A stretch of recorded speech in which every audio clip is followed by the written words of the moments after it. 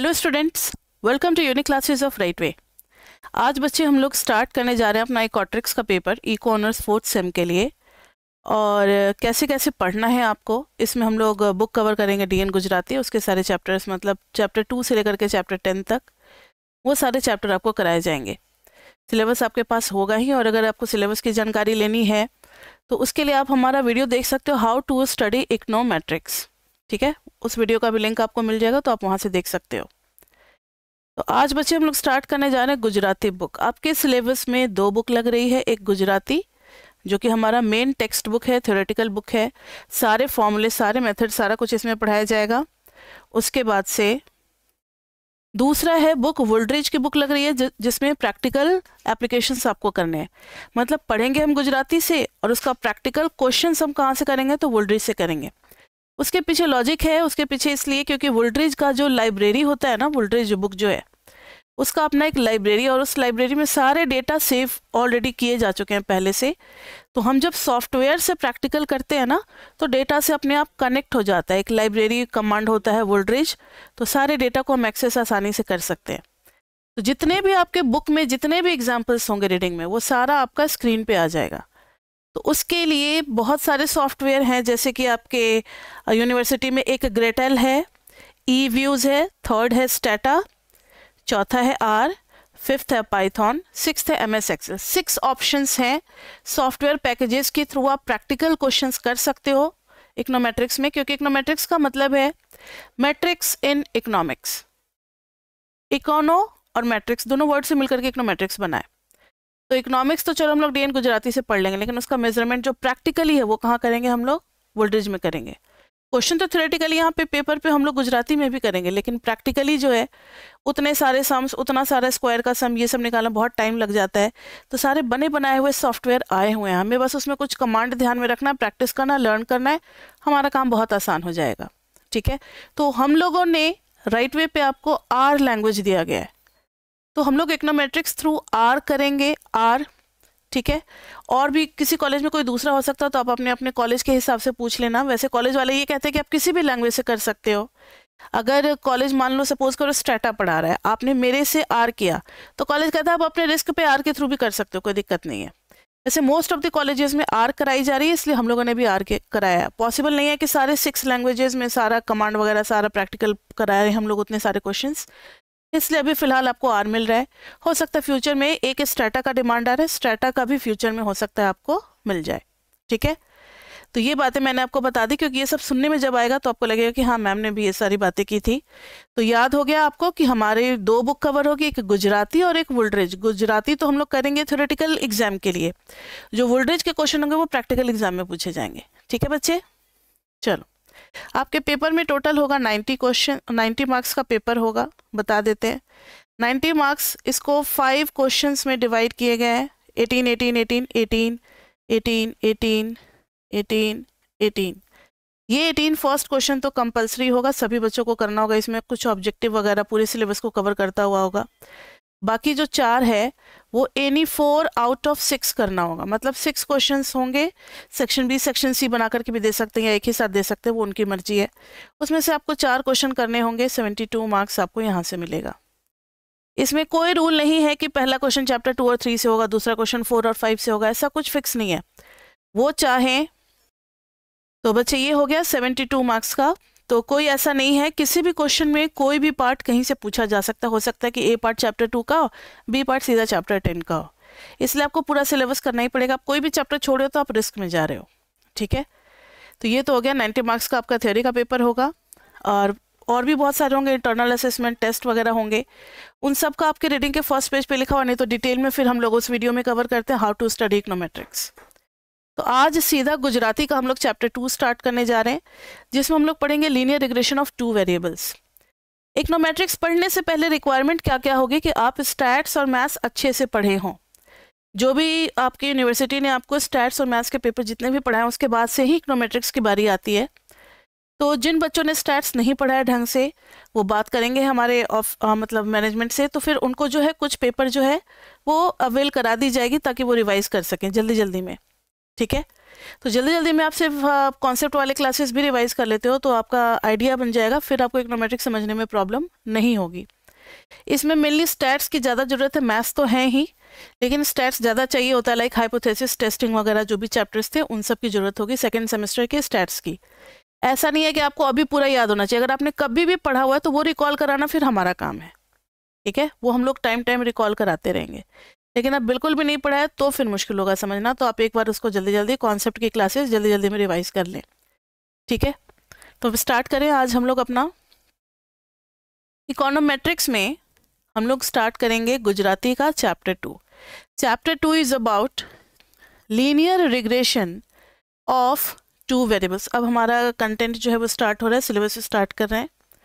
और इसके पहले एक और चीज़ कि आप मोटी सी बुक लेना, क्योंकि काफ़ी कंटेंट इसका बनेगा। मोटी सी बुक 500 पेजेस का जो भी नोटबुक होता है वो ले लेना, साथ में एक पानी की बोतल लेकर के बैठना। रफ नोटबुक या फेयर नोटबुक अलग अलग बनाने की ज़रूरत नहीं है, एक ही जगह बनेगा, एक ही जगह बन जाए वही बहुत है। और हम लोग अपने क्लास की स्पीड जो है वो मॉडरेट रखते हैं, ना टू फास्ट ना टू स्लो। क्यों? क्योंकि ताकि बच्चे साथ साथ कॉपी कर लें, उनका नोट्स भी साथ साथ ही तैयार होता जाए और समझने का उनको टाइम मिले, जो भी सेंटेंस बोल रहे हैं उसको समझने का टाइम उनको मिले, ठीक है। तो आप साथ साथ ही नोट्स बनाओगे तो बढ़िया रहेगा। अब ये नहीं कि चलो एक बार मैम के साथ क्लास लेते हैं फिर एक बार नोट्स बनाते हैं, ऐसा नहीं होना चाहिए। तो बच्चे स्टार्ट करें। Regression model of 2 variables. अब 2 वेरिएबल्स मतलब ये तो आप समझ गए होंगे मैथ्स पढ़ के कि x एंड y हमारे 2 वेरिएबल होंगे। बहुत बढ़िया। 2 ही वेरिएबल का मॉडल अभी पढ़ना। आप कहोगे कि मैम सिर्फ 2 ही वेरिएबल में दुनिया चल जाएगी, नहीं भाई। तो फिर आगे आएगा चैप्टर 4 में मल्टी वेरिएट वाला regression, regression of multiple variables. तो अभी तो 2 वेरिएबल का पहले सीख लें कि क्या क्या होता है इसमें, टर्म्स वगैरह। तो अभी हमारा चैप्टर स्टार्ट हो रहा है chapter 2 of devour book, Gujarati book से। डिवोर का तो आपको मिल जाएगा, जो बेसिक क्लासेस हैं वो कुछ हम लोग प्रोवाइड कर देंगे ताकि आप रिवीजन कर लो। तो अभी हम लोग गुजराती से स्टार्ट करने जा रहे हैं, linear regression of 2 variables. 2 variables का मतलब है बच्चे कि x और y 2 वेरिएबल होंगे। रिग्रेशन क्या होता है, ध्यान से सुनो। जैसे आपने पढ़ा होगा डिमांड, डिमांड जो है वो प्राइस पे डिपेंड कर रहा है, तो demand is equal to something alpha plus beta price. तो प्राइस चेंज होगा तो किस पे असर दिखेगा, किस पे इफेक्ट नजर आएगा, डिमांड पे। या इसका उल्टा भी ले सकते हो, प्राइस में वेरी ऑन डिमांड ऑल्सो। तो प्राइस को हम लोग कहते हैं कॉज वेरिएबल, ये कॉज है, और इफेक्ट दिख रहा है कहाँ पे, डिमांड वेरिएबल पे। इफेक्ट कहाँ पे दिख रहा है, डिमांड वेरिएबल पे। तो ऐसे ऐसे मॉडल हमें पढ़ने, ये बहुत ही बेसिक सा एग्जाम्पल मैंने आपको दिया है, क्योंकि चैप्टर 2 में सिर्फ हमें 2 वेरिएबल वाला पढ़ना है। चैप्टर 4 में मेनी वेरिएबल्स वाला आएगा, तब और ज़्यादा कॉन्सेप्ट ब्रॉड हो जाएगा, खुल जाएगा। अभी चैप्टर 2 में थोड़ा इजी स्टार्टिंग में जैसे आपको बहुत इजी पढ़ा रहे हैं, फिर धीरे धीरे। और इकोनोमेट्रिक्स में क्या है ना कि हर चीज़ सीरियल बाय सीरियल पढ़ना है, मतलब चैप्टर 2 पढ़ोगे तभी चैप्टर 3 समझ में आएगा। जो बच्चे 2 और 3 पढ़ेंगे उन्हीं को चैप्टर 4 समझ में आएगा, फिर 2, 3, 4 पढ़े रहोगे तो 5 समझ में आएगा। इसलिए हम लोग किसी और चैप्टर से नहीं स्टार्ट कर सकते, पूरा मतलब कॉन्टिन्यूसली हर चैप्टर को करते हुए ही हम लोग चैप्टर 10 तक जाएंगे, ठीक है। तो ये हो गया। तो यहाँ पर अब हमारा जो चैप्टर है वो सारा कुछ इसी पे बेस्ड होने वाला है। y is equal to beta 1 plus beta 2 x। अब ऐसा ही मॉडल मैंने इसलिए बनाया क्योंकि नाम है लीनियर। लीनियर तो दोनों की डिग्री कितनी होगी, x की भी पावर 1 है, y की भी पावर 1 है, तो दोनों की डिग्री 1 है, इसलिए ये है लीनियर रिग्रेशन।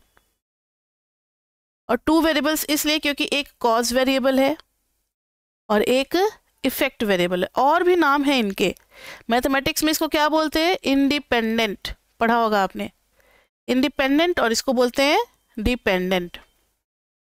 रिग्रेशन के लैंग्वेज में इसको बोलते हैं रिग्रेसर, रिग्रेसर, और इसको बोलते हैं रिग्रेसेंड, ठीक है, रिग्रेसेंड। इसको बोलते हैं एक्सोजेनस। ये कई सारे नाम हैं जो कहीं भी फ्रिक्वेंटली ये लोग यूज कर देते हैं। इसको बोलेंगे एंडोजेनस, इसको एक और नाम से जानते हैं फ्री, और इसको डिपेंडेंट नॉट फ्री। तो ये सब तो इनके नाम हो गए, इंट्रोडक्शन हो गए। तो आखिर रिग्रेशन है क्या? तो रिग्रेशन एक ऐसा स्टडी है जिसमें हम कॉज एंड इफेक्ट रिलेशनशिप देखते हैं बिटवीन, अभी लीनियर रिग्रेशन की बात करें तो बोलेंगे लीनियर रिलेशनशिप देखेंगे, टू वेरिएबल्स की बात कर रहे हैं तो between two variables word use कर देंगे। तो अभी फिलहाल इस चैप्टर के लिए डेफिनेशन बनता है कि रिग्रेशन एनालिसिस, क्योंकि हम लीनियर रिग्रेशन की बात कर रहे हैं और दो वेरिएबल की बात कर रहे हैं, तो regression analysis it is the study of cause and effect relationship. It is the study of linear cause and effect relationship between two variables. Cause and effect relationship between two variables. अच्छा, stats में आपने एक term पढ़ा था correlation, याद आ रहा है कुछ कुछ? कोरिलेशन में क्या हमने पढ़ा था कि खाली एक्स और वाई के बीच में कोरिलेशन निकालते थे, लेकिन कौन सी चीज किसको अफेक्ट कर रही है ये क्लियर नहीं होता था। कि एक्स चेंज हो रहा है तो वाई में चेंज दिख रहा है, या वाई में चेंज जो है वो एक्स के चेंज को अफेक्ट कर रहा है, ये क्लियर नहीं होता था। दोनों एक दूसरे को अफेक्ट करते थे, बस दोनों के बीच में रिलेशनशिप होता था, तो वो कहलाता था कोरिलेशन। लेकिन रिग्रेशन में ये चीज क्लियर कर दी गई है कि कौन सा हमारा कॉज है और कौन सा इफेक्ट है। तो रिग्रेशन को थोड़ा बेटर माना जाता है किससे? कोरिलेशन से। कोरिलेशन स्टडी से बेटर स्टडी है रिग्रेशन को स्टडी करना। इसलिए हमारा जो इकोनोमेट्रिक्स है वो कहाँ से स्टार्ट हो रहा है? रिग्रेशन से स्टार्ट हो रहा है। इसके पहले कोरिलेशन वगैरह सब हमने स्टैट्स में पढ़ा है। एक्चुअली में वो स्टैट्स के पार्ट भी इकोनोमेट्रिक्स में पढ़ाए जाते हैं, लेकिन हम लोगों के यूनिवर्सिटी में स्टैट्स में करा दिया गया है, इसलिए रिग्रेशन से हमारा इकोनोमेट्रिक्स स्टार्ट हो रहा है। ठीक है, अगर किसी नए बच्चे को पढ़ाना हो जैसे एमबीए में, बीबीई में या कहीं पे भी, तो उनको स्टैट्स प्रोबेबिलिटी से पढ़ाया जाएगा, सारे डिस्ट्रीब्यूशंस पढ़ाए जाएंगे, तब धीरे धीरे यहाँ तक पहुँचेंगे। आप लोगों ने वो ऑलरेडी कर लिया है। अब आ जाओ, तो ये हो गया हमारा मॉडल। अब है एक और एग्जाम्पल देखो, जैसे y is equal to a x plus b कर दिया। अब कई बच्चे कहते हैं कि मैम इसी में से निकाल लेते हैं ना, x इज इक्वल टू क्या हो जाएगा? y अपॉन a और माइनस b, तो x is equal to 1/a y minus b। तो बच्चे ये हमें नहीं करना, नॉट अलाउड। मतलब एक रिग्रेशन इक्वेशन से आप दूसरा डिराइव नहीं कर सकती है, मैथमेटिक्स नहीं है। अगर आपने y को x पे किया है तो इसको हम लोग बोलेंगे y ऑन x रिग्रेशन। फिर x को अलग से करना पड़ेगा, किस पे? y पे। सारा मतलब सारा फॉर्मूला, सारा प्रोसेस, सब कुछ सेम होगा, तो इसको हम लोग बोलेंगे x ऑन y। क्योंकि सारे डेटा जो है वो मैथमेटिकली एक स्ट्रेट लाइन को नहीं करते। आगे चल करके पढ़ेंगे कि जो भी स्ट्रेट लाइन हम एज्यूम करते हैं, सारे डेटा जरूरी थोड़ी उसी पर लाई करेंगे, कुछ ऊपर भी हो सकता है, कुछ नीचे भी हो सकता है। तो जो भी हमने y ऑन x मॉडल निकाला, जरूरी नहीं कि उसी से हम डिराइव कर लें x ऑन y मॉडल। तो रिग्रेशन में दोनों मॉडल अलग अलग निकाले जाते हैं।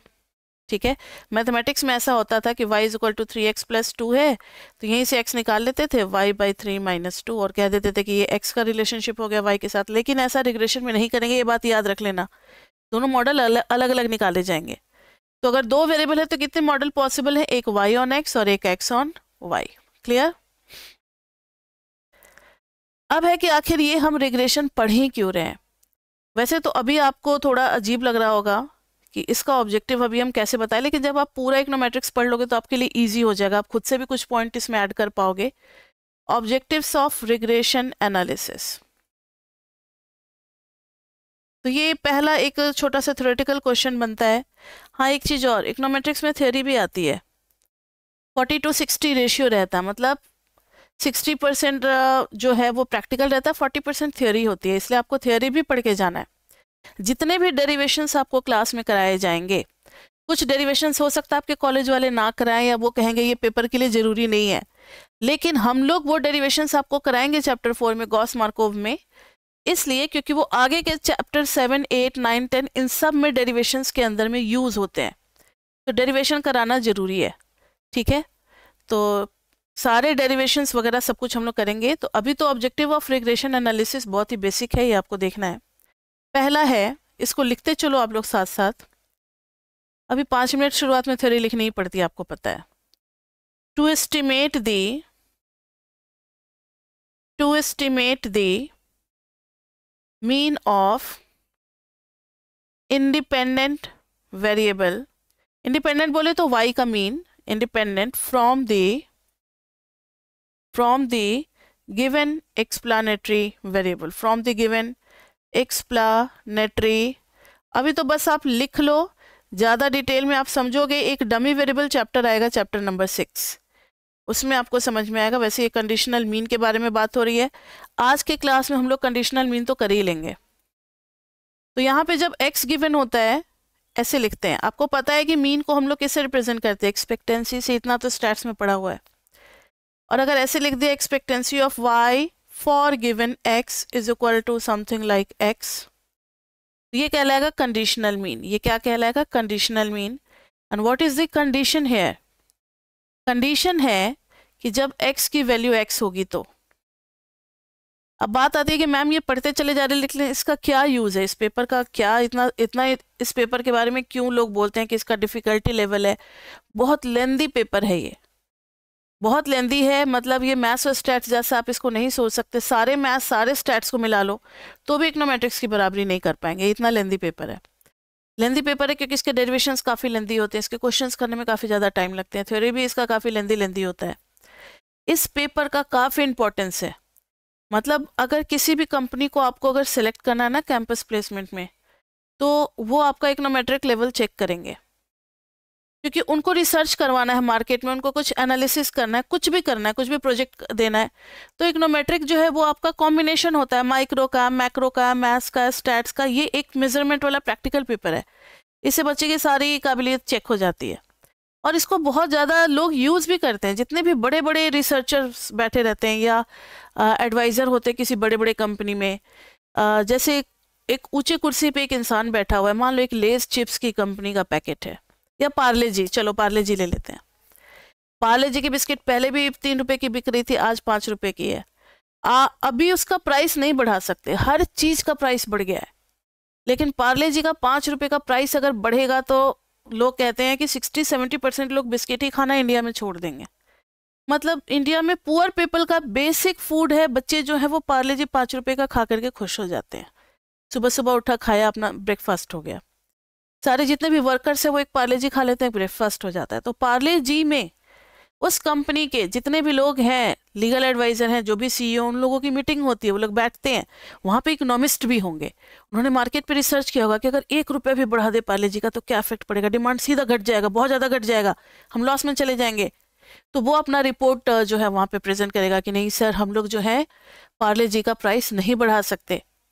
तो फिर हम रिक्वेस्ट करेंगे गवर्नमेंट से कि हमारा टैक्सेशन ना बढ़ाया जाए, ये कॉमन लोगों का फूड है, बेसिक फूड है, गवर्नमेंट ने मान लिया तो ठीक है, नहीं तो फिर हम कुछ क्वांटिटी के साथ कॉम्प्रोमाइज़ करेंगे, कुछ ऐसा कर देंगे। तो क्वांटिटी अगर 1-2 बिस्किट कम कर दोगे तो भी चलेगा, क्योंकि जो मार्केट में पीपल है उनको तो पता है ना भाई हर चीज़ का दाम बढ़ गया है। तो पार्ले जी का दाम नहीं बढ़ा है तो कुछ कम कर दिया, फिर भी काम चल जा रहा है। तो वहाँ पर ये डिसीजन लेना होता है कि हम प्राइस बढ़ाएं या फिर क्वांटिटी कम करें। चिप्स की कंपनी वाले ये करते हैं कि पैकेट को कलरफुल बनाए, कुछ इंटरेस्टिंग बनाए, कुछ इसके साथ गिफ्ट लगा दें, कुछ ऐसा कुछ कर दें। तो ये सारा कुछ जो भी होता है ना वो इकोनोमेट्रिक एनालिसिस के बाद ही होता है।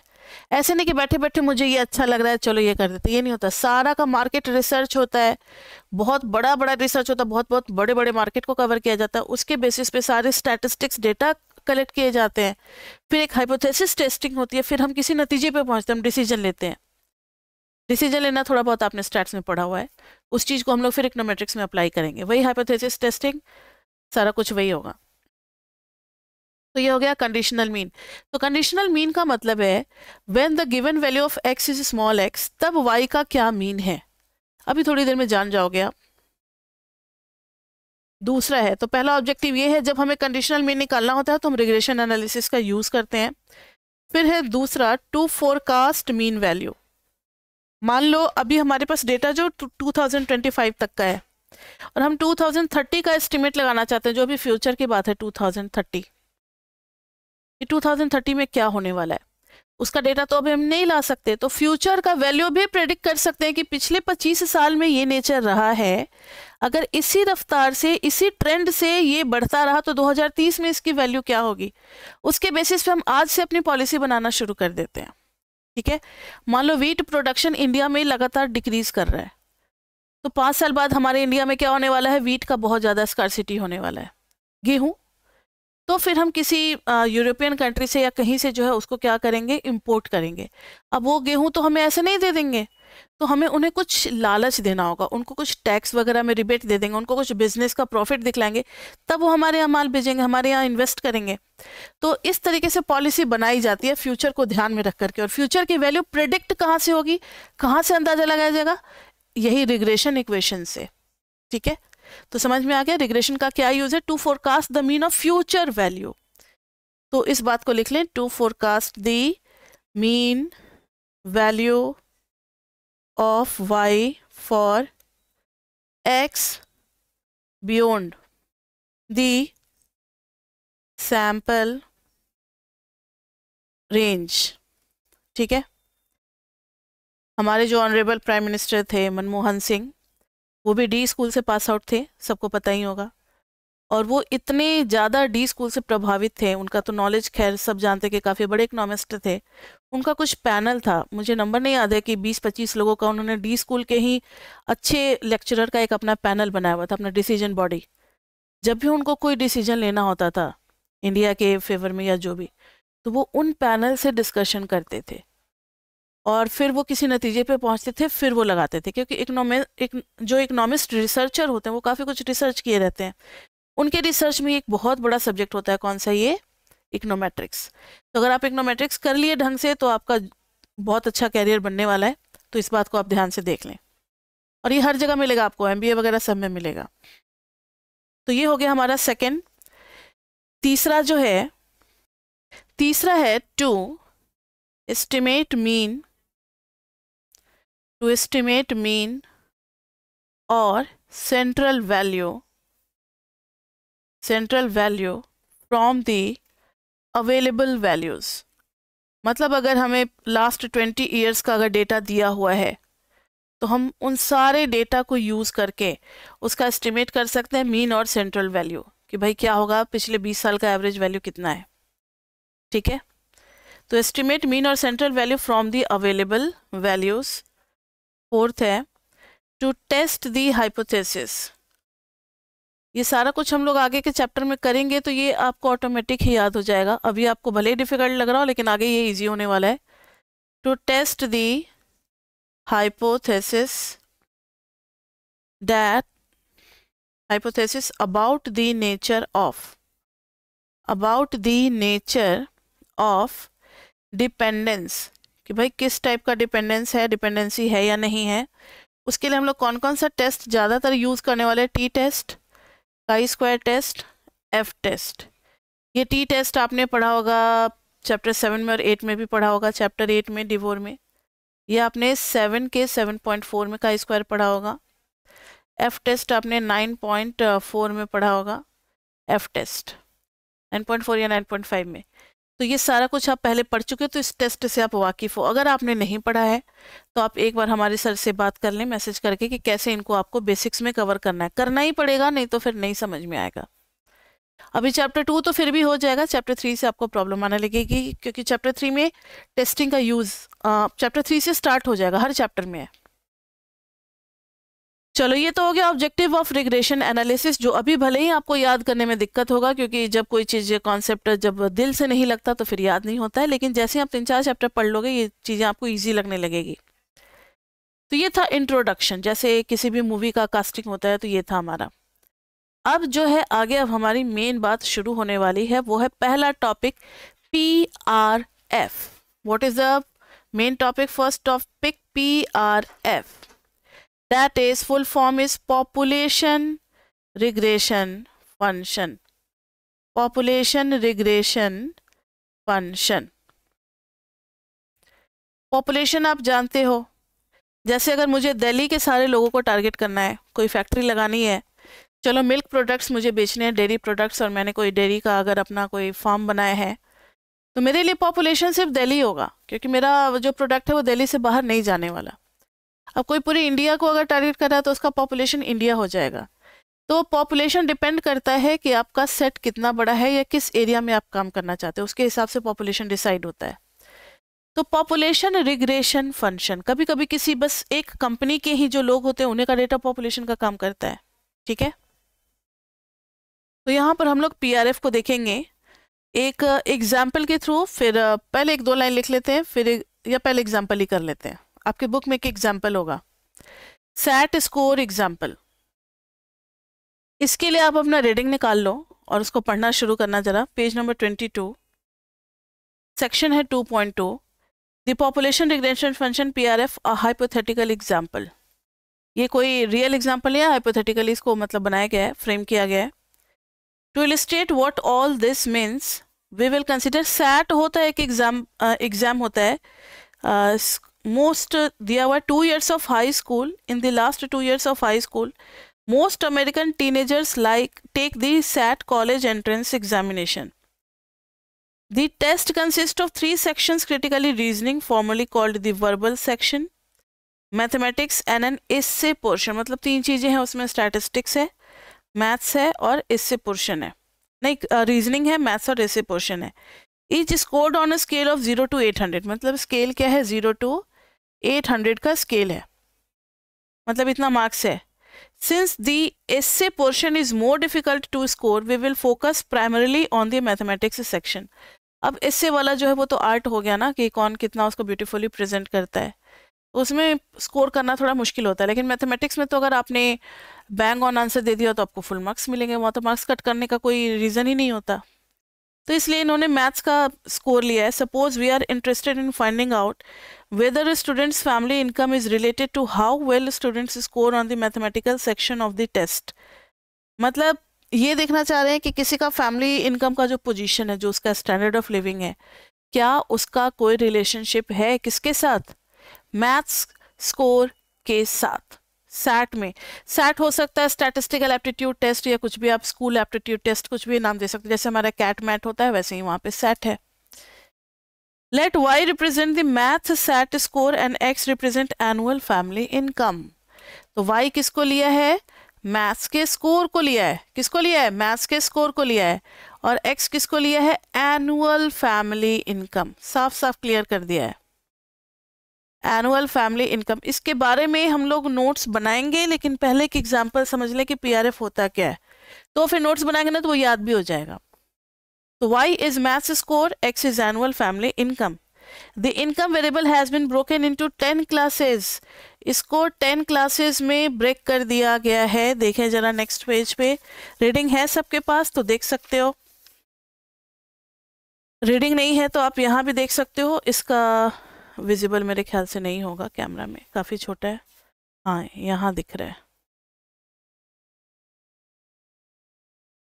नहीं दिख रहा है, ठीक है।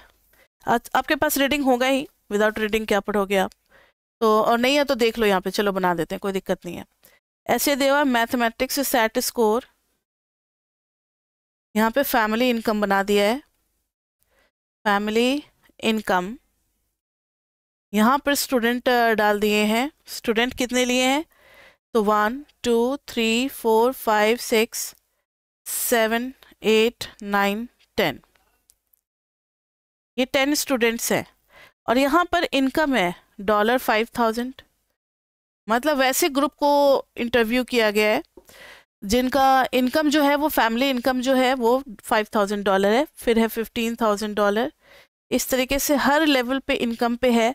15,000 के बाद से है 25,000 और लास्ट में जाकर के $1,50,000।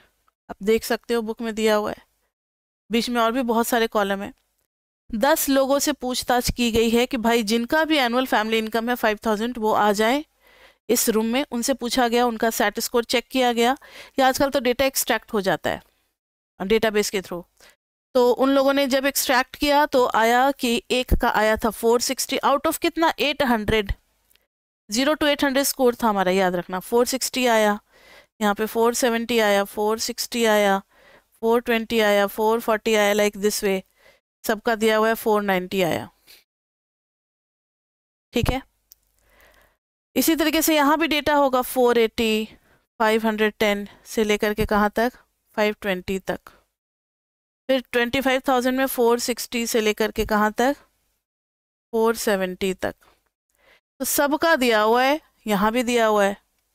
इस नई वाली बुक में तो सारे प्लेसेस जो हैं वो फिल किए गए हैं, पुराने वाले बुक में तो कुछ खाली छोड़ देते थे, कोई दिक्कत नहीं है। अब ध्यान से सुनो, ये जो कंडीशनल होता है इसका क्या मीनिंग है।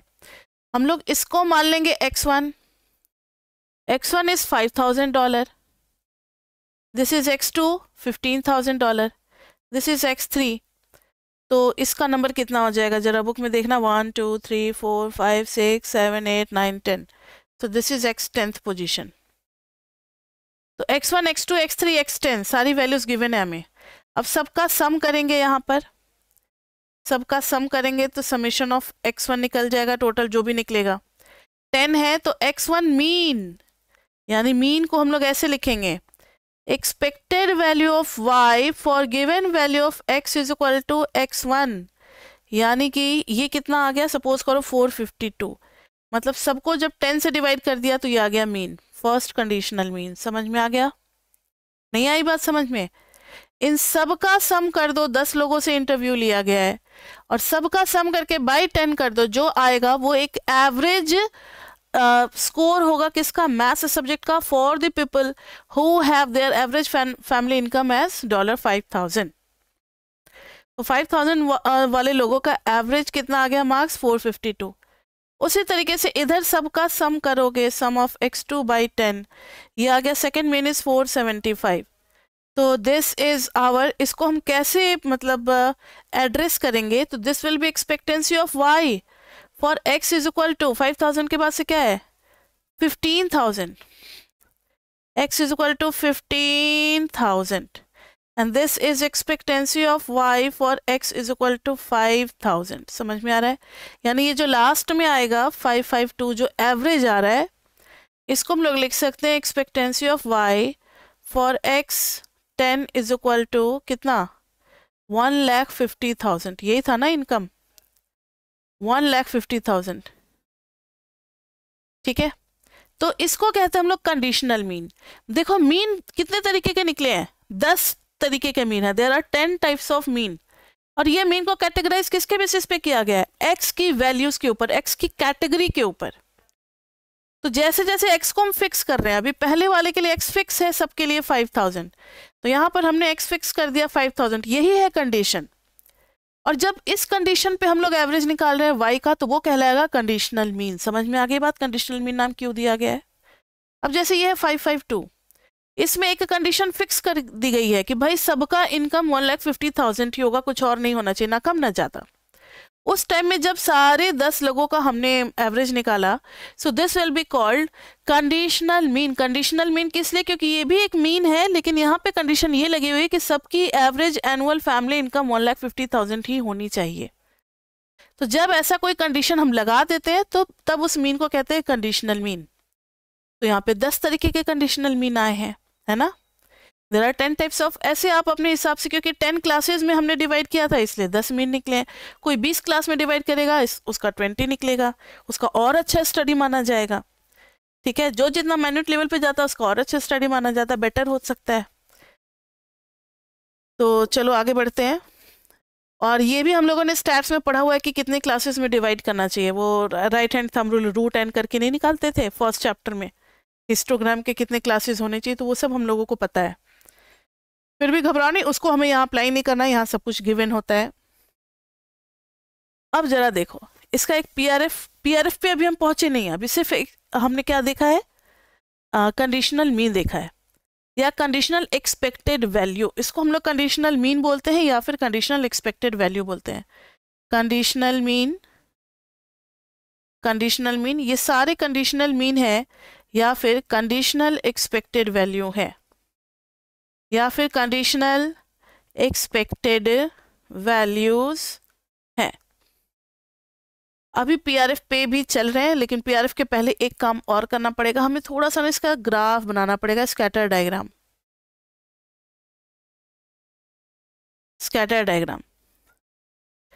अब स्कैटर डायग्राम में देखो, पहला है 0 इनकम, फिर है 5,000, फिर क्या आएगा 5,000 के बाद से क्या है 15,000, 10-10 का गैप है, चलो दे दो 15,000, फिर आएगा 25,000, लाइक दिस वे, फिर जाएंगे 1,50,000 पे। ठीक है, अब देखो कि 5,000 के सामने कितनी वैल्यूज हैं, टोटल 10 वैल्यूज हैं। कोई 460 होगा, कोई 490 होगा। तो 0 से 800 तक हम लोग जाएंगे। कहाँ तक स्केल बनाएंगे हम लोग? 0 से 800 तक। 800 तो 400 हो गया, 200 हो गया, इधर 600 हो गया, इधर 100 हो गया, इधर 300 हो गया, इधर 500 हो गया। समझ लो बस। अब देखो 5000 के सामने जो भी वैल्यूज है वो 400 400 400 400, बुक में भी देख लो, सारे लगभग 400 और 500 के बीच में है। तो 400 और 500 के बीच में हम तो थोड़ा सा इसको एक्सपैंड कर दें, तो इस स्केल को हटाना पड़ेगा समझने के लिए। ठीक है, इन सब को भी हटाना पड़ेगा, नहीं तो फिर बहुत छोटा हो जाएगा ना ग्राफ, तो कुछ समझ में नहीं आएगा। मान लो 460, फिर कुछ है, फिर कुछ है, फिर कुछ है, 10 वैल्यूज मिल गई हमें। ठीक है, इधर भी 10 वैल्यूज मिल गई, इधर भी थोड़ा सा ऊपर चले गए, इधर भी 10 वैल्यूज होगी इनके सामने, इनके सामने भी 10 वैल्यूज होगी, इनके सामने भी 10 वैल्यूज होगी, इनके सामने भी 10 वैल्यूज होगी, इधर भी जाकर के 10 वैल्यूज होगी। ठीक है, अब मान लो कि पहले वाले का जो कंडीशनल मीन आया था वो कितना आया था? 452। तो 460 से स्टार्ट हुआ, 490 तक गए, तो बीच में कहीं पे मिलेगा 452, तो देख लेंगे जहां भी मिल रहा होगा। ये हो गया हमारा पहला कंडीशनल मीन, फिर दूसरा कंडीशनल मीन, फिर तीसरा कंडीशनल मीन, फिर चौथा कंडीशनल मीन, फिर फिफ्थ, फिर सिक्स्थ, फिर सेवन। थोड़ा सा ऊपर नीचे हल्का सा हो भी रहा है। ठीक है, लाइक दिस वे। अब अगर आप इनको ज्वाइन करने की कोशिश करोगे, करें तो देखो, अरे यार ये बहुत थिक हो गया, कोई और कलर ले लेते, पर्पल कलर। चलो, ज्वाइन अगर करोगे तो लगभग लगभग एक स्ट्रेट लाइन मिल रहा है, लगभग। ये एग्जैक्टली एक स्ट्रेट लाइन नहीं है, लगभग मिल रहा है। तो ऐसा फंक्शन जो सारे conditional, this is expectancy of y for x1, this is expectancy of y for x2, जो रेड वाला डॉट है, this is expectancy of y for x3, उसी तरीके से ये है expectancy of y for xn। तो सारे कंडीशनल मीन को जो ज्वाइन कर रहा है कर्व, उसका जो फंक्शनल फॉर्म होगा, that will be called PRF, population regression function. अब कुछ कुछ समझ में आया? नहीं आई बात समझ में? हमारे पास एक पॉपुलेशन या एक पॉपुलेशन दिया रहेगा, उस पॉपुलेशन को हम नंबर ऑफ क्लासेस में डिवाइड करेंगे, उसके बाद से फिर हम लोग उसका कंडीशनल मीन निकालेंगे और सारे डेटा के सामने कंडीशनल मीन को भी लोकेट करेंगे। डेटा हमारे पास ज़्यादा होगा, कंडीशनल मीन उसमें से कोई एक वैल्यू होगी या फिर उससे भी अलग आ सकती है। अलग इन द सेंस, हो सकता है कि 452 कहीं ना हो और ये खुद की अपनी एक अलग वैल्यू है बाकी सारी वैल्यू से, तो 452 फर्स्ट कंडीशनल मीन हो गई। ऐसे हर क्लास का कंडीशनल मीन निकालोगे और जब सारे कंडीशनल मीन को ज्वाइन करोगे तो जो कर्व मिलेगा उस कर्व को हम कहते हैं PRL, पॉपुलेशन रिग्रेशन लाइन, और उसका जो फंक्शनल फॉर्म होता है वो कहलाता है PRF। वो कहलाता है क्या बताना? PRF। तो अब आप कुछ कुछ समझ गए हो, तो अब हम लोग इसका नोट्स अपना बना सकते हैं। तो बी रेडी, चलो लिखते हैं। तो PRL क्या होता है? सबसे पहले PRL के बारे में लिखें, फिर उसका फंक्शनल फॉर्म हो जाएगा PRF। तो PRL is population regression line. क्योंकि हम लोग लीनियर रिग्रेशन पढ़ रहे हैं इसलिए हमेशा एक लीनियर ही मिलेगा। होते तो क्वाड्रेटिक भी हैं, बहुत सारे कर्व वाले भी होते हैं, गोल गोल, कुछ भी, कुछ किसी भी शेप का आ सकता है। लेकिन चैप्टर 2 में we are restricted to study about the linear relationship, इसलिए आपको हर जगह लगभग स्ट्रेट लाइन का मिलेगा। लेकिन चैप्टर 5 से चेंज हो जाएगा। चैप्टर 5 में फंक्शनल फॉर्म है, चैप्टर 4 तक तो हमें लीनियर पढ़ना है, चैप्टर 5 से चेंज हो जाएगा, मेनी फंक्शनल फॉर्म आएंगे, 6 to 7 टाइप्स के हमें पढ़ने पड़ेंगे। तो पॉपुलेशन रिग्रेशन लाइन, फिर है मैथमेटिकल फंक्शन PRF की बात कर रहे हैं। P, या इसका भी लिख सकते हो the line connecting all conditional means, the line connecting all conditional means in the scatter diagram। इस टाइप के डायग्राम को बच्चे स्कैटर डायग्राम कहते हैं, जिसमें जो पॉइंट आया उसको डॉट टाइप का ही रहने दो, ज्वाइन नहीं करना उनको। हमने किसी भी डॉट को ज्वाइन नहीं किया तो ऐसे डायग्राम को स्कैटर डायग्राम कहते हैं, लेकिन जब उनको ज्वाइन कर देते तो फिर वो ग्राफ हो जाता है। तो mean all conditional means in the scatter diagram, ये हमने कोरिलेशन में भी पढ़ा था तो आइडिया होगा आपको। Scatter diagram of the available data of any population, क्योंकि पॉपुलेशन रिग्रेशन लाइन की बात हो रही है इसलिए पॉपुलेशन वर्ड यूज करना जरूरी है। आगे चल करके SRL भी आएगा, सैंपल रिग्रेशन लाइन, तो वहां बस पॉपुलेशन हटा करके सैंपल आ जाएगा। ठीक है, तो अभी तो हम लोग पॉपुलेशन के बारे में पढ़ रहे हैं इसलिए पॉपुलेशन हर जगह वर्ड को हमें डालना पड़ेगा डेफिनेशन में। तो दिस इज PRL। PRL के बाद आती है बात PRF की। तो the mathematical formulation, the mathematical function या mathematical formulation of PRL is called population regression function। population regression function PRF को कहते हैं। ठीक है, मतलब उसी स्ट्रेट लाइन का जो फंक्शनल फॉर्म बनेगा वो कहलाएगा PRF कहलाएगा। अच्छा, इधर हमने इधर लिखा नहीं था ना कि इधर इनकम है, ये आप अपना एक ऐड कर लेना, और इधर सेट स्कोर है। ठीक है, क्लियर बच्चे यहाँ तक? अब हम लोग पढ़ेंगे PRF के बारे में। तो हमारा PRF का फॉर्म क्या होने वाला है चैप्टर 2 में। PRF में y नहीं है, this is expected value of y for the given value of x is equal to straight line है इसलिए हम लोग लिखेंगे β1 प्लस β2 xi। ये हो गया हमारा फॉर्मेट फॉर PRF। जिसमें से β1 को क्या कहेंगे, आपको याद है आपने पढ़ा था y is equal to mx plus, ये कौन सी क्लास में पढ़ा था? मेरे ख्याल से 9th 10th या फिर 11th में तो पढ़ ही लिए होंगे सभी कोई। जो ICSE से होंगे वो 9th से 10th में पढ़ लिए होंगे, जो CBSE से होंगे वो 11th में पढ़े होंगे। M को कहते हैं स्लोप और C को क्या कहते हैं? इंटरसेप्ट। तो इंटरसेप्ट वो वाली पॉइंट होती है जहां से लाइन को स्टार्ट करना y एक्सिस पे, दिस इज 0C। और M होता है स्लोप, यानी M is equal to tan theta. कितना अलाइनमेंट होगा वो बताएगा कौन? स्लोप। तो यहां पर स्लोप क्या है? Here β1 is intercept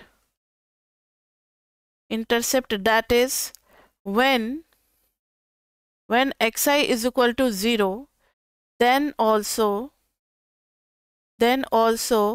expected value of y for xi is equal to β1।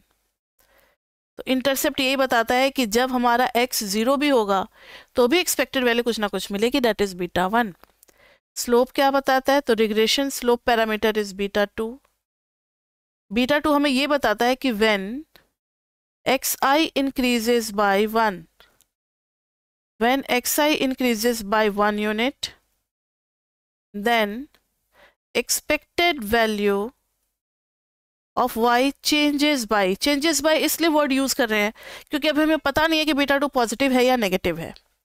Then expected value of y, conditional expectancy की बात हो रही है, चेंजेस बाय β2 यूनिट्स। तो जो हमने पढ़ा उसको लिख लिया, क्योंकि जो भी काम करते हैं तो फिर हम लोग एक बार सिग्नेचर तो करते हैं ना, या फिर एक नोट बना लेते हैं ताकि जब हम नोटबुक पलटेंगे तो एक ही लाइन पढ़ करके सारी बातें मैम की पूरी आवाज़ सुनाई देने लगेगी। ऐसा होता है, टीचर की आवाज़ पीछे बैकग्राउंड में चलता रहता है, बैकग्राउंड म्यूजिक में उनकी आवाज़ आती रहती है, मैम ने ये बनाया था तब ये बोला था, तो बहुत कम टाइम में आप रिवाइज कर लेते हो। तो ये हो गया।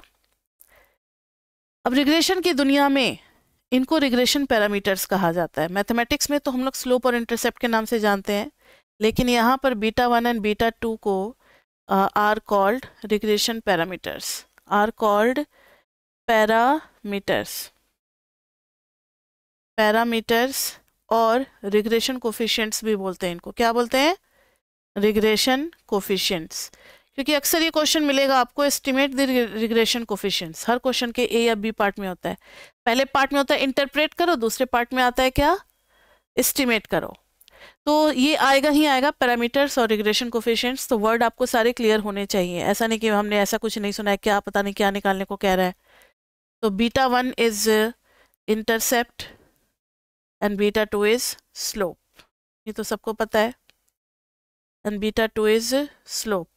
एक चीज और नोट में बताना चाहेंगे कि आप अपने दिमाग में ये मत सेट करो कि पीआरएफ या पीआरएल हमेशा एक स्ट्रेट लाइन के फॉर्म में ही होगा।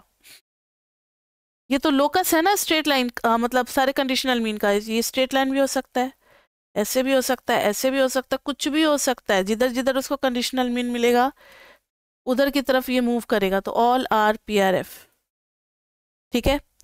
तो पीआरएफ जो है ये किसी भी टाइप का हो सकता है, but in this chapter our PRF is approximately linear. Exactly linear तो भगवान की महिमा होगी, ऐसा प्रैक्टिकली पॉसिबल ही नहीं हो पाता कि सारे डेटा एग्जैक्टली लाइन पे सेट कर जाएं, क्योंकि प्रैक्टिकली उनका बिहेवियर थोड़ा सा अलग हो जाता है, ठीक है। थ्योरेटिकली तो होना चाहिए लाइन पे, लेकिन प्रैक्टिकली सबके सिचुएशंस अलग अलग होते हैं, तो सबके कंडीशंस एक जैसे नहीं होते, तो थोड़ा ऊपर नीचे हो जाता है, इसलिए हम लोग अप्रोक्सीमेटली लीनियर वर्ड यूज़ करते हैं यहाँ पर। तो चैप्टर 2 में अब आपको समझ में आ गया कि हम लोग पढ़ने क्या वाले हैं। ऐसे ही पीआरएफ के बारे में पढ़ने वाले, लेकिन पीआरएफ हर जगह निकालना पॉसिबल नहीं होता है, क्योंकि हर जगह आपके पास पॉपुलेशन अवेलेबल नहीं होगा। अब मान लो मुझे इंडिया में कोई फैक्ट्री लगानी है, तो क्या हम इंडिया के सारे पॉपुलेशन को कवर कर लेंगे? भाई जब दिल्ली से चलेंगे यूपी की तरफ, तो हो सकता है दिल्ली में कुछ नए बच्चे जन्म ले लिए होंगे या कुछ नए लोगों को जॉब लग गया होगा। हमारा डेटा तो फिर वो ओल्ड हो गया, पुराना हो गया, करप्ट हो गया, उसकी कोई सिग्निफिकेंस ही नहीं रहे। यूपी का डेटा कलेक्ट करें, फिर एमपी की तरफ चल रहे हैं, तो यूपी का डेटा फिर इनसिग्निफिकेंट हो गया। तो इस तरीके से हम पूरे पॉपुलेशन को जब नहीं कवर कर सकते, तो फिर हम किसका हेल्प लेते हैं? बताओ, आपने सबने स्टैट्स में पढ़ा हुआ है, यस, सैम्पलिंग का। सैम्पलिंग का हेल्प लेंगे तो सब कुछ बदल जाएगा, तब वहां पे एसआरएफ आएगा, एसआरएल आएगा। क्लियर? अभी हम लोग नहीं जा रहे हैं, अभी तो मैथमेटिकल फॉर्म पे ही रहेंगे। तो मैथमेटिकल क्या मीनिंग है, थोड़ा सा और इसको तोड़ मरोड़ करके देख ले, जितना भी। जैसे गन्ने को नहीं निचोड़ते, एक ही बार में थोड़ी सारे रस निकल जाते हैं, दोबारा भी उसको डालते हैं। कभी देखना गन्ने वाले को कैसे जूस निकाला है, 3 बार भी निकालता, मतलब उसको 4-5 बार, जब तक निचोड़ निचोड़ करके पूरा। तो हम लोग भी वैसे ही स्टडी करते हैं। एक बार तो पढ़ लिए प्यारे, अब थोड़ा सा और निचोड़ते हैं, कहीं से कुछ एक बूंद भी रस टपक जाए, ठीक है, समझ में आ गई बात? मतलब कुछ और अगर इंफॉर्मेशन मिल जाए। अभी हमने कैलकुलस के नज़रिए से कुछ को नहीं देखा, डिफ्रेंशिएशन वगैरह नहीं किया है, थोड़ा उस नज़रिए से भी देख लें अपने पीआरएफ को। तो expected value y x i, ये तो सबने अब सब फैमिलियर हो चुके हो। This is beta 1 plus beta 2 x i, this is our PRL, ठीक है। बीटा 1 बीटा 2 क्या है बताने की जरूरत नहीं है, ये सब रिग्रेशन पैरामीटर से कोफिशिएंट्स हैं। ये beta 1 and beta 2 are regression parameters, are regression parameters generally unknown, generally ये अननोन होते हैं। बट अगर कोई डेटा दिया हुआ है तब तो ये फिक्स्ड हो जाएंगे। मान लो अगर मैंने अभी जो एग्जांपल था 10-10 ने डेटा लिया था, उसमें क्या था, कंडीशनल मीन तो फिक्स आ रहा था। पहला जो एक्सआई था 5000, उसका कितना था, 400 समथिंग आया था, वो तो फिक्स था। तो but fixed for given values, अगर हमें डेटा गिवन है तो उस डेटा के लिए सिंगल वैल्यू आएगी, एक से ज़्यादा नहीं आएगी। ऐसा नहीं है कि कोई बच्चे स्टडी कर रहे हैं तो उनका अलग मीन आ रहा है, दूसरे बच्चों का अलग मीन आ रहा है, सबका क्या आएगा, सेम आएगा, फॉर गिवन वैल्यूज।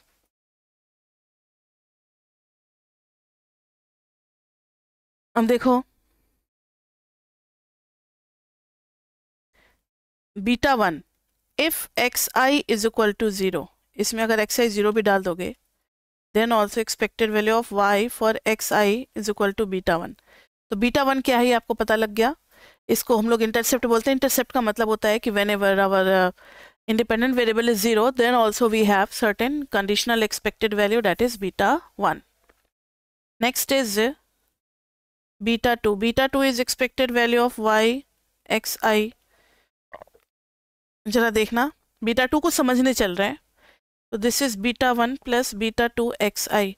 पहले हमने एक्स आई को 0 और 1 से चेंज करके देखा था, अब जरा डिफ्रेंसिएशन करके देखते हैं। D expectancy of Y x i by d xi is equal to beta 2। तो डिफ्रेंसिएशन के नज़रिए से भी, कैलकुलस के पॉइंट ऑफ व्यू से भी देखते हैं, तो यहाँ पर ये मिल रहा है कि when x I changes by 1 unit then expected value changes by beta 2, और स्लोप क्या होता है, dy बाई dx होता है। तो ये मीनिंग है इसका। तो अब आप समझ चुके हो कि when x I increases by 1 unit then expected value changes by beta 2 unit. इसको थोड़ा ग्राफ से भी देख सकते हो। इसका मतलब है अगर इधर हमने expected value of Y x I लिया है और इधर एक्स आई लिया है, तो एक्स आई जब 0 है तो भी बीटा 1 है। यहाँ पे एक्स आई क्या है, 0 है। और 1 यूनिट जब चेंज हो रहा है, मतलब 0 से 1 हम पहुंच रहे हैं, तो ये चेंज कितना होना चाहिए, बीटा 2। यही मीनिंग है ना। किसी भी लेवल पे आप जब 1 यूनिट चेंज करोगे, ये 1 यूनिट है तो ये यूनिट बीटा 2 मिलेगा। स्ट्रेट लाइन का यही बेनिफिट है, यही बेनिफिट है किसका, लीनियर रिग्रेशन का, कि लीनियर रिग्रेशन में हर पॉइंट पे स्लोप कांस्टेंट रहता है, ये चेंज नहीं होता। इसका बहुत बड़ा रोल है, आगे चल करके हम लोग पढ़ेंगे। At each and every point slope is constant, यानी किसी भी पॉइंट पे खड़े रह करके अगर आप 1 यूनिट का चेंज करोगे तो वही आपको बीटा 2 यूनिट चेंज मिलेगा, किसमें, कंडीशनल एक्सपेक्टेंसी में। ठीक है, तो ये मीनिंग हो गया ज्योमेट्रिकल मीनिंग, ये हो गया ज्योमेट्रिकल मीनिंग। और नॉन लीनियर में क्या हो जाता है, नॉन लीनियर में देखो ना अलग अलग स्टोरी बनेगी उसमें। लाइक अगर ऐसे है तो अगर आप यहाँ पे 1 यूनिट चेंज करते हो, इसमें बहुत ज़्यादा चेंज हो जाता है, और यहाँ पे अगर 1 यूनिट चेंज करते हो तो चेंज बहुत छोटा सा हो रहा है। तो ये दोनों चेंज सेम नहीं है, बीटा 2 इज नॉट सेम। तो बीटा 2 चेंज होगा तो उस केस में वेरिएबल स्लोप मिलेगा। क्या मिलेगा, वेरिएबल स्लोप मिलेगा। इसके बारे में डिटेल में हम लोग पढ़ेंगे चैप्टर 5 में, डिटेल इन चैप्टर 5। तो अब फर्स्ट क्लास हम ज़्यादा पकाना आपको नहीं चाहेंगे, क्योंकि बहुत बोरिंग हो जाता है बच्चों के लिए कि ये क्या है, बस खत्म होने का नाम ही नहीं ले रहा, ये क्या टॉपिक है, कहाँ पर खत्म होना चाहिए, कहाँ ब्रेक लेना चाहिए। तो बच्चे पहला ब्रेक हम लोग यही लेने वाले हैं, घबराओ नहीं। आज की क्लास में बस हमने जाना है कि रिग्रेशन क्या होता है, पीआरएफ क्या होता है, पीआरएल क्या होता है, स्ट्रेट लाइन होने से क्या क्या फायदा हो सकता है। नेक्स्ट क्लास में हम लोग पढ़ेंगे क्लास 2 में स्टैटिस्टिकल, जो प्रैक्टिकली अपने लोकस से इधर उधर हो जाता है, जो भटक जाता है। होना इतना चाहिए, एक्सपेक्टेड तो सब एक्सपेक्ट करते हैं ना, आप भी एक्सपेक्ट कर रहे होगे कि भाई मेरा 95% आ जाए, लेकिन किसी का 91 आ गया, किसी का 85 आ गया, तो थोड़ा ऊपर नीचे हो गया, किसी का 98 आ गया। तो वैसे ही कुछ यहाँ डेटा के साथ भी होने वाला है। एक्सपेक्टेड होता है कि सारे को लाइन पे लाई करना चाहिए, हर पॉइंट को, लेकिन कुछ इधर उधर चला जाता है। वो किस वजह से होगा ये भी हम लोग देखेंगे नेक्स्ट क्लासेस में। हर जगह अलग अलग एक्सप्लेनेशन होगी, और इसके लिए आपको चाहिए होगा माइक्रो एंड माइक्रो की इंफॉर्मेशन, वो सब आपके पास है इतना। तो स्टैटिस्टिकल और स्टोकेस्टिक पीआरएफ हम लोग करेंगे चैप्टर 2, अभी हम लोग करें इकोनोमेट्रिक्स में, नेक्स्ट क्लास में ये करेंगे। तो बेसिकली इकोनोमेट्रिक्स है क्या, measurement in economics, micro macro पढ़ लिया, मैथ्स स्टैट्स पढ़ लिया। अब इतने के साथ आप इकोनोमेट्रिक्स को समझ सकते हो। ये पूरा रिसर्च एंड एनालिसिस होता है। आप कोई भी डिसीजन लेने जा रहे हो, अगर आपको अपने कंपनी में एसी लगानी है तो आप डेटा इकट्ठा करोगे। कोई कंपनी अगर दावा करे कि भाई मेरा एसी जो है वो 99% केसेस में सही होता है, तो आप उसका सारा, ऐसा मैंने स्टैट्स में भी आपको बताया हुआ है, तो आप डेटा इकट्ठा करोगे, उसके बाद से उस पर वर्क करोगे, उनका क्लेम देखोगे, क्लेम के बाद फिर आप अपना हाइपोथेसिस टेस्टिंग लगाओगे। उनका क्लेम अगर सही आता है तो फिर आप एक नतीजे पे पहुंचोगे कि हाँ ठीक है भाई, इस कंपनी को टेंडर दे देंगे हम लोग। ठीक है, तो इकोनोमेट्रिक्स में ऐसा ही बहुत कुछ करने वाले हैं। ये बहुत ही छोटा सा एग्जाम्पल है, बहुत ही बढ़िया सब्जेक्ट है इकोनोमेट्रिक्स। अगर आप एब्सेंट नहीं करते हो, हम लोग शॉर्ट फॉर्म में आप इट्रिक्स यूज करेंगे। इकोनोमेट्रिक्स थोड़ा लेंदी हो जाता है, सीधा ट्रिक्स या इट्रिक्स भी यूज कर सकते हैं। आप समझ जाना कि इकोनोमेट्रिक्स की बात हो रही है। तो इट्रिक्स में जो है हम लोग एक मॉडल सोचते हैं, डेटा इकट्ठा करते हैं, फिर उसका स्टडी करते हैं कि ये सोचे हुए मॉडल से कितना ऊपर नीचे है, लास्ट में कंक्लूजन दे देते हैं। यही हर जगह होगा, हर एस्पेक्ट से होगा, कितने इसमें डिफरेंसेस आएंगे, क्या क्या होगा, यही सारा कुछ इसमें पढ़ना है। तो मेरा एक सजेशन होगा कि आप एक भी क्लास मिस ना करें, और आप ऐसा हैबिट ना करें कि वीकेंड पे इकोनॉमिक्स पढ़ लेंगे। रोज पढ़ना है, थोड़ा थोड़ा पढ़ना है। और हमेशा क्लास में आने से पहले जो 5-10 मिनट का टाइम आपको मिलता है, जैसे अपने क्लास ज्वाइन किया, वेट कर रहे हो, तो रजिस्टर को पलट लो। जितना प्रिवीजन करके बैठोगे ना, उतना अच्छे से समझ में आपको आएगा। और एक ही बार में काम खत्म हो जाएगा। एक ही बार मेरे साथ बैठे, पढ़े, समझे, याद किया, खत्म। ठीक है, तो ये हो गया हमारा। बाकी का फिर आपको उसमें मिल जाएगा हाउ टू स्टडी इकोनोमेट्रिक्स में। तो बच्चे मिलते हैं फिर नेक्स्ट क्लास में। और चैप्टर 2 में फर्स्ट क्लास में कुछ नहीं पढ़ाते हम लोग, बहुत ही बेसिक होता है। कम से कम थर्ड क्लास में जाकर के कुछ बातें निकलेंगी, न्यूमेरिकल एग्जाम्पल निकलेगा सेकेंड या थर्ड क्लास में। ठीक है, तो अभी आप सारे टर्म्स सीखते चलो, जब तक आपको थ्योरेटिकल नॉलेज नहीं होगी आप क्वेश्चन कैसे करोगे, इसलिए ये सब नॉलेज लेना जरूरी है। थर्ड क्लास में हमारा क्वेश्चन स्टार्ट हो जाएगा। और जब एक बार क्वेश्चन स्टार्ट हो जाएगा ना, फिर तो चलता ही रहेगा, फिर मजा आने लगेगा आपको। ठीक है बच्चे, तो चलो आज इतना ही। फर्स्ट क्लास में थोड़ा कम ही पढ़ाते हैं, सेकंड क्लास 2-3 क्लास तक अभी ऐसे ही चलता है। फिर जब आप एक बार हैबिट बन जाती है, उसके बाद से फिर हम लोग अपना ज़्यादा टाइमिंग बढ़ाने लगते हैं, ज़्यादा अच्छी क्लासेस होने लगती है। ठीक है बच्चे, मिलते हैं नेक्स्ट क्लास में। Till then bye bye, bye bye, bye bye.